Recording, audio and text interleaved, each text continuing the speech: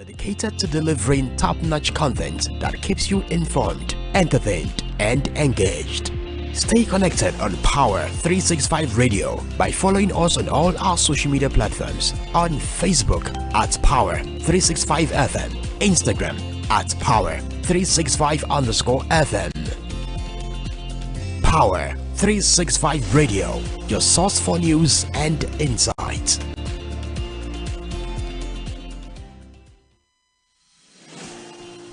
This is Power 365 Radio. Get ready to experience dynamic energy and professionalism. At Power 365 Radio, we pride ourselves on being your go-to source for authentic news and insight. Be it breaking news, thought-provoking discussions, we are your #1 online radio station in Southwest Nigeria. We are dedicated to delivering top-notch content that keeps you informed, entertained, and engaged.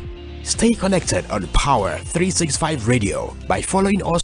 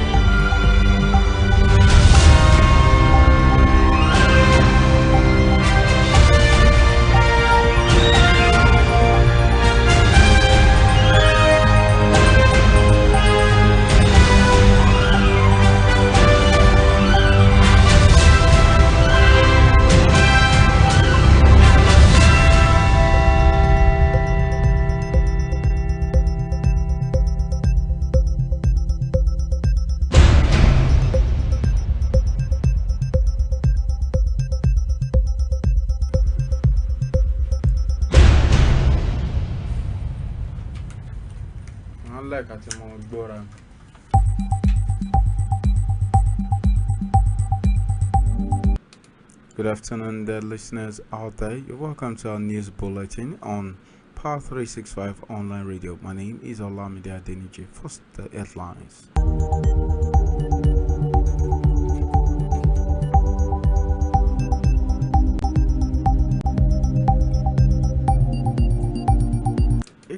External auditors to examine NNPC 2.6 trillion naira subsidy claim. Lagos Calabar highway demolition, 100 landowners team up for fresh legal war.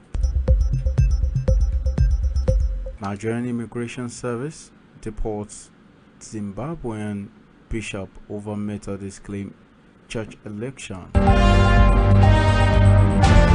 Former Vice President Atiku Abubakar says federal government 18-year age limit for NECO was set.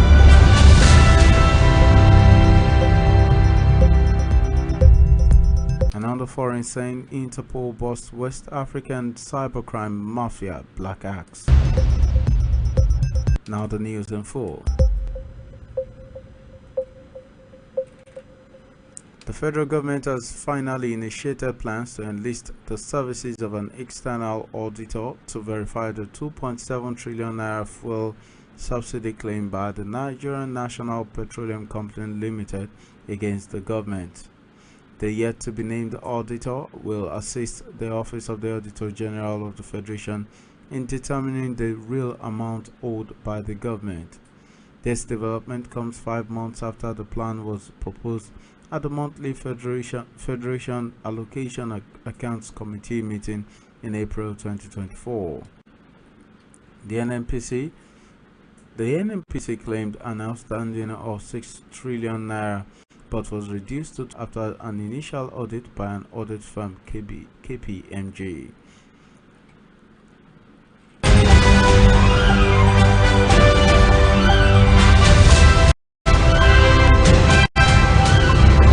Over 100 property owners in Lafiaji community, Etiosa local government area of Lagos State, are planning legal action against the federal government as they are being issued demolition notices to evacuate their properties for the Lagos-Calabar highway construction.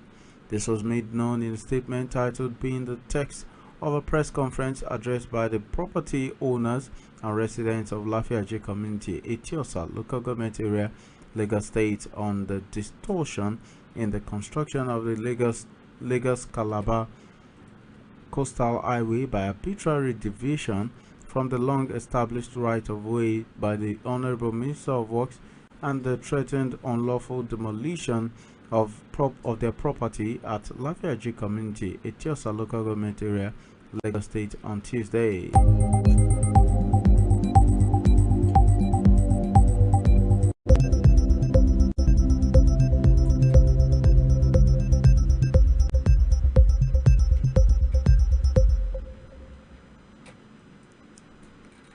Meanwhile, the Nigerian Immigration Service has deported a Zimbabwean Bishop Ibn Niwatawi for participating in the Methodist Church leadership election process while on a tourist visa.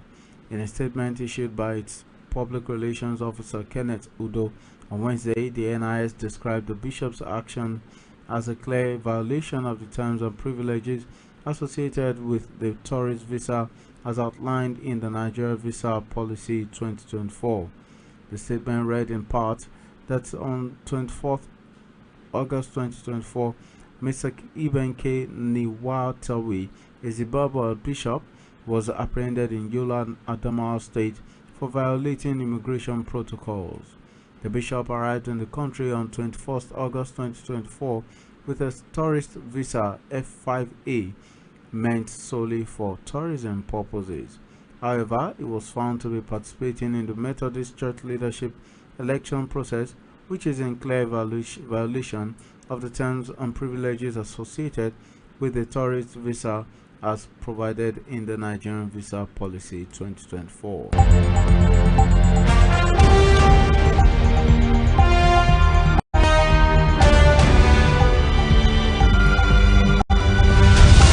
And on the education scene, the 2023 PDP presidential candidate of the People's Democratic Party, Atiku Abubakar, has criticized President Bola Tinubu's federal government for the 18-year age limit on NECO and WAEC examinations, calling it absurd and a barrier to scholarships.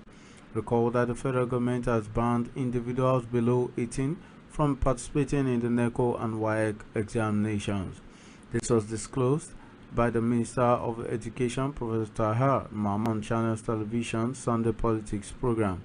Mamman stated that the federal government has instructed WAEC, responsible for the West African senior school year age requirement for candidates taking these exams. In response, the former vice president took to his verified Facebook page on Wednesday to criticize the policy as outdated.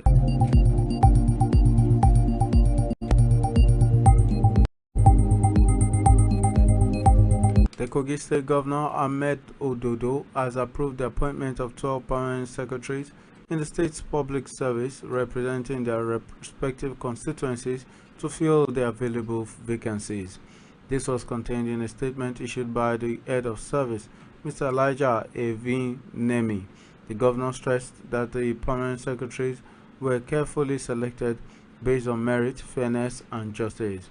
While congratulating the successful candidates, the head of service, Mr. Elijah A.V. Nemi, FCA, urged the new permanent secretaries to meet expectations in the district. And on the foreign scene, the International Crimes Police Organization has arrested more than 300 people with links to one of West Africa's most feared criminal networks, Black Axe, and other affiliated groups, in a series of covert missions targeted for some of the week, while the police labeled the operations as a major blow to and technology sophistication, making the Black Axe a global threat. The report noted that. And this ends our news bulletin. Thank you for staying tuned. But before we go, these are the headlines again.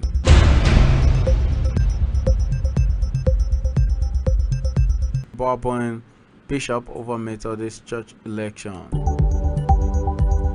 Interpol busts West African cybercrime mafia Black Axe. Thank you for staying tuned. My name is Olamide Adeniji. See you again next time. Goodbye.